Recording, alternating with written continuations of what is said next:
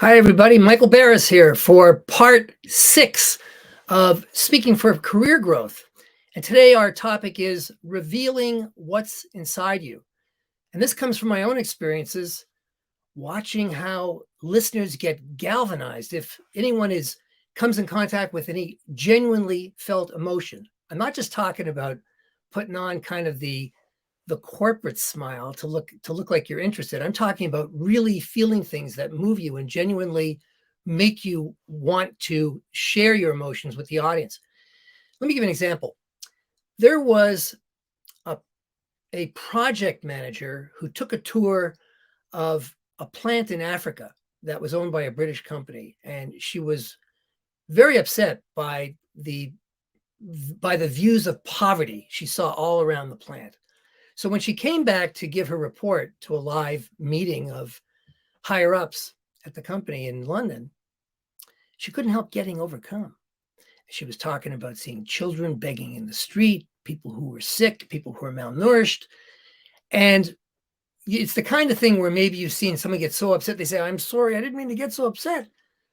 But what happened is that it got people around the table asking questions. They said, "Well, what are we actually doing around in that area?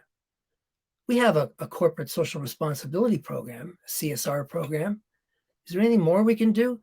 So her emotions, which were genuine and triggered by her heartfelt reactions to a scene that upset her, wound up sparking a review. To be honest, I don't know how the review ended, but the point is that it did spark action. And that's the whole point. Because when you're speaking, showing revealing how the ideas you're rolling out make you feel is just as important as how the ideas you're rolling out make the audience feel, because that's when you get bonding, because you're showing things that are so strong you can't help feeling them, and people are drawn to you. It's magnetic. So if you're watching now live or in the replay, let me know if you have any questions about this. If there's any things you want to share about your own experiences with watching displays of emotion that couldn't be held back, where the dam broke, as it were. Now, if you've been with us up till now, if this is your 6th consecutive episode watching with us, thank you very much. That's great. Let me just recap. We started out by taking all the principles from my book, How to Become a Super Speaker, the 7 principles for speaking with confidence and connecting with audiences, and applying them every week to a different facet of getting ahead in the big picture of career growth. So week 1 was about how you need to prioritize your delivery, not your content, in order to make an impact. Week 2 was about putting on a show, because you're a performer, you're always speaking to an audience, and you are on a stage, whether you know it or not. And audiences expect performers on stages to put on shows. Week 3 was about displaying your personality, because that's where people get the window into you, who you are, get to know who you are, decide if they like you, and if you're quirky at all, it may make them remember you. Week 4 was about how dealing with anxiety. And the rule there is to feel the anxiety, but keep on practicing and keep on speaking, because really you can't beat it. And it's better just to let it in and you do what you do while letting the anxiety do what it does. Then week 5 was about giving the audience a reason to care. After sitting at a talk and hearing people drone on endlessly about details, you figure, okay, I get it, but why am I supposed to care about this? And the answer is you have to make it relevant to their lives in the moment. And that leads us up to today, which is about revealing the feelings inside you. Now, before I go any farther, let me say to you, right now, go to the link that's on LinkedIn in the comments and click on this to book a call with me, so you can get more help and more insight on how to release your emotions so you can truly connect with your audience and drive them to follow calls to action. I can cover quite a lot of ground in these 20 to 30-minute talks, but I can do so much more for you when I see you up close, see how you relate to an audience, how you pull in your experiences to create what you put out. And I always say, you can have the greatest words in the world, but if there's not real feeling before them and a real commitment to a kind of a worldview, they're going to fall short. So all that we accomplish when I work with you. So book a call and let me see how much farther I can help you take your game and speaking. So let's get started. I think this is a good place to begin. TV soap operas. TV soap operas have been with us on the air, and when they were radio, they started in the age of radio in the 1930s, I believe, maybe in the 1920s. And they've been around for decades because they know how to play to the emotions of the audience. You don't have to be an expert on television to understand that soap operas showcase melodrama and sentimentality. But the key thing here is that they're showing you a fictional reality, and they're inserting it into some kind of a concrete reality. They're showing people who are having a couple who's having a quarrel as their son's graduation is coming up, or they're having people who are having money problems as somebody's mother is sick, that kind of thing. And it just shows you how the apparent display of emotion is hypnotizing, is mesmerizing for an audience. In this case, even when it's generated by a bunch of actors. Now, and that makes me think of a question that I got asked just this morning about the future of soap operas. And the answer is, well, you know what's happening there. Reality TV is kind of like the soap opera of the 21st century, and it's gradually replacing them because the audience feels it has a front row seat on genuine displays of emotion. You know, if you're ever watching Shark Tank and someone makes a pitch and the camera quickly pans to the raised eyebrows of one of the sharks or to a bit of a funny frown, that kind of thing. Those emotions are supposed to be very, very meaningful, but they are ostensibly genuine because there is no rehearsing of those presentations, as far as I know. And that's really an example of the new soap opera.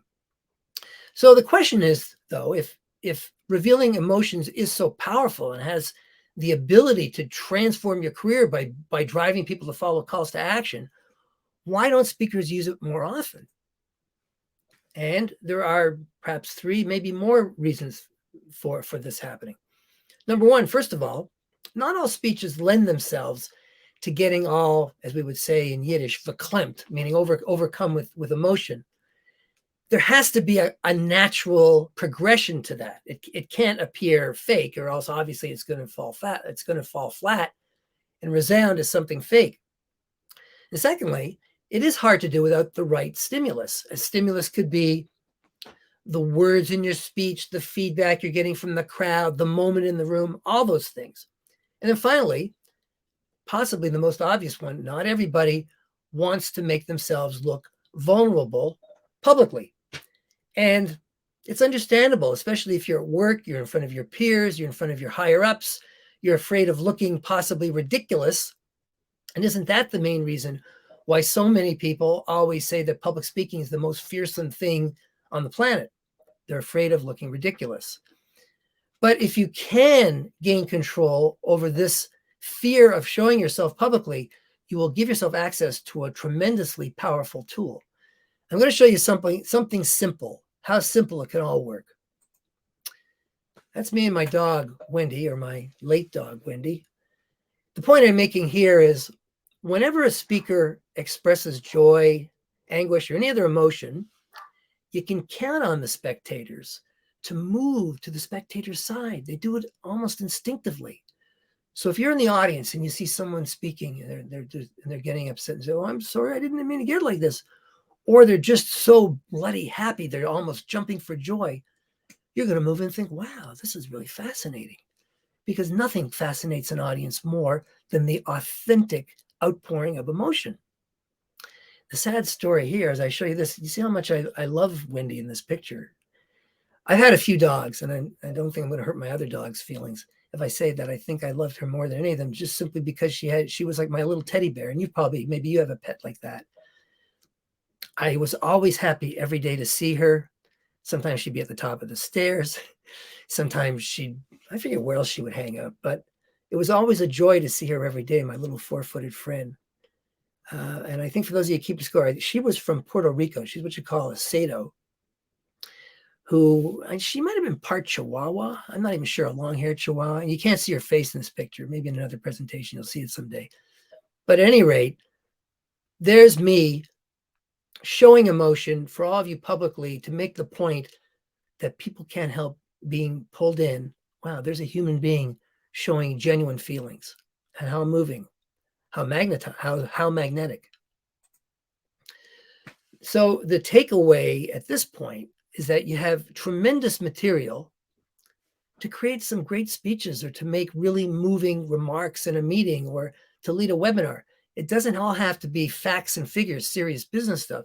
If you can relate what you're speaking about to some aspect of your life, which does shed light on the human condition and even on the business condition in the moment, you will give yourself a leg up toward making an indelible impression on your audience. And those little photos are of me in different phases of experience. Let me just have a little drink here. The one, the bottom right, that's me I was exhausted after climbing a mountain, and the camera caught me looking a little bit perturbed, but that's how I was feeling. It was exasperating. It was thrilling, of course, but it was also tough.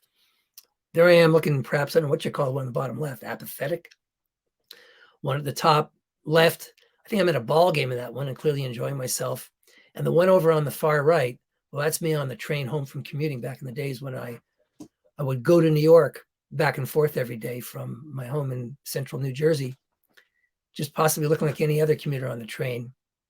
But all of these emotions, these experiences can be grist for the mill for you to create speeches that people will be able to relate to, because the feelings come from your real, authentically felt experience.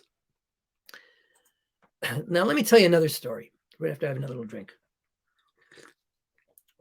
I was delivering a speech at a speaking club, and I want to tell you how the speech I delivered affected the crowd and made a very deep impact on my audience, because I think you can learn from it.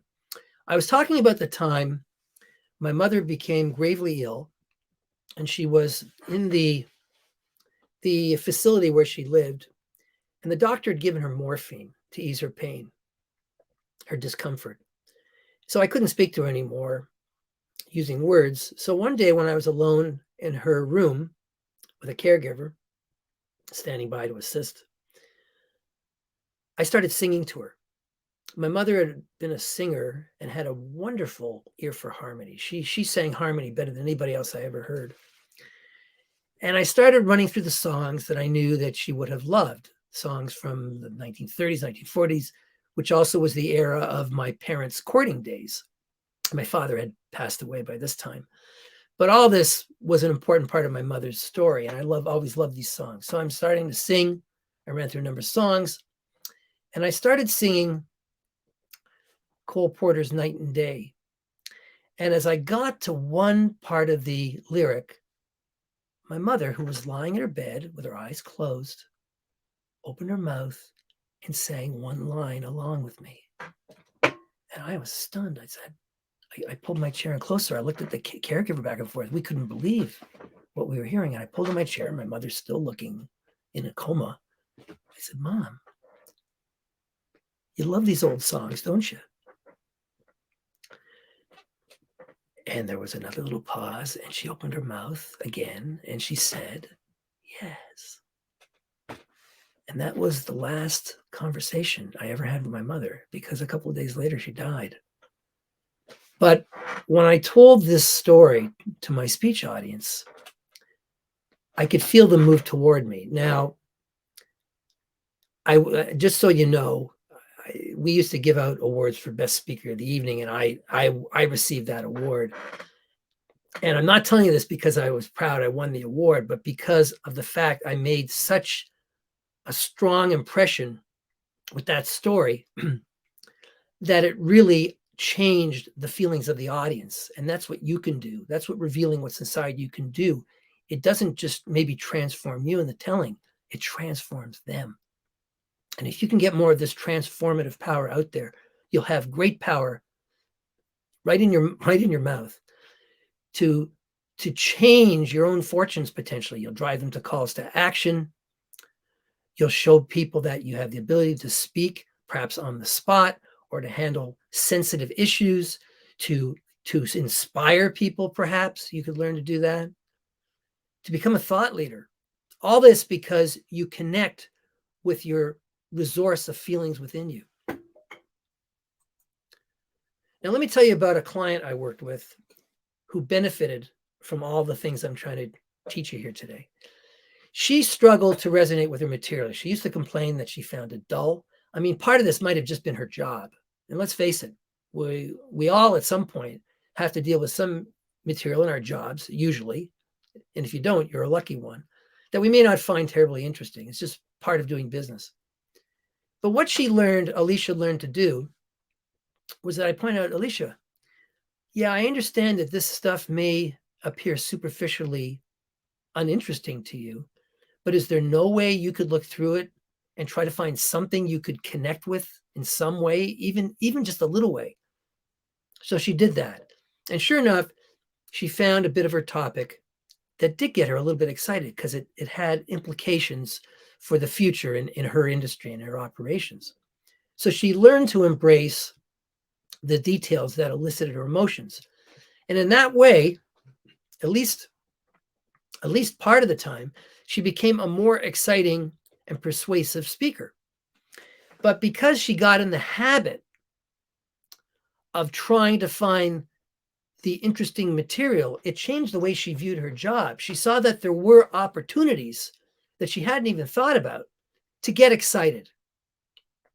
In other words, she took an interest, and it repaid her by giving her feelings that she could share with the crowd, and they in turn would give her feelings back by showing her what an impact she'd had on them. It was a win-win. And that's what you can do too if you work to connect with the feelings that are inside you. But they have to be authentic feelings. I'm not asking you to manufacture feelings here. I'm asking you to connect with the real, actual feelings you have. So our takeaway is that if you know, as you can tell, I'm urging you to show what you're feeling publicly. And now I understand that not everybody has the confidence to do that.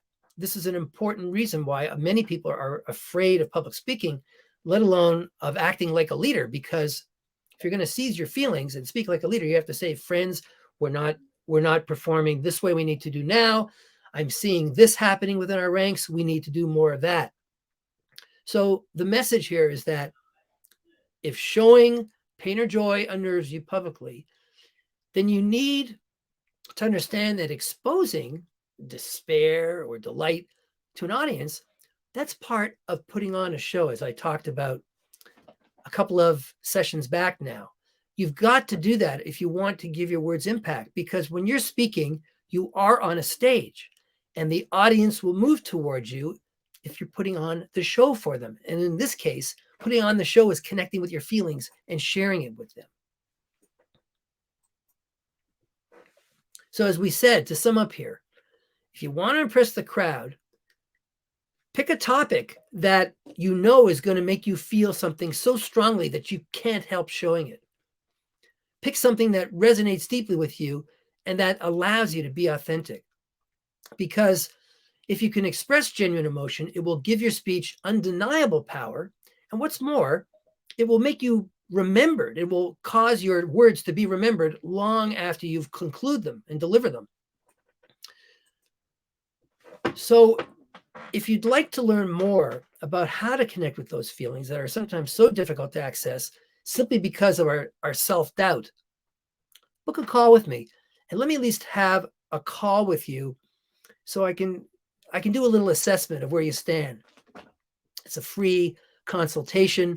I don't seek anything except your willingness to be honest with me as you can be in a short 30-minute meeting. And you will almost immediately get benefits from doing it. So don't put yourself in a situation where you might be putting your career in jeopardy by being afraid to speak up. Contact me and let's meet. And friends, we'll be meeting again next week, Tuesday at 2 p.m. U.S. Eastern Time. And that time, our topic will be making things easy to follow. And this will also be the series finale. It'll be number 7. It's been a great 7 weeks. Well, it will be 7 weeks by then. So tune in, make a note to be there, and I look forward to hearing from you. So for now, take care and speak up. See you soon.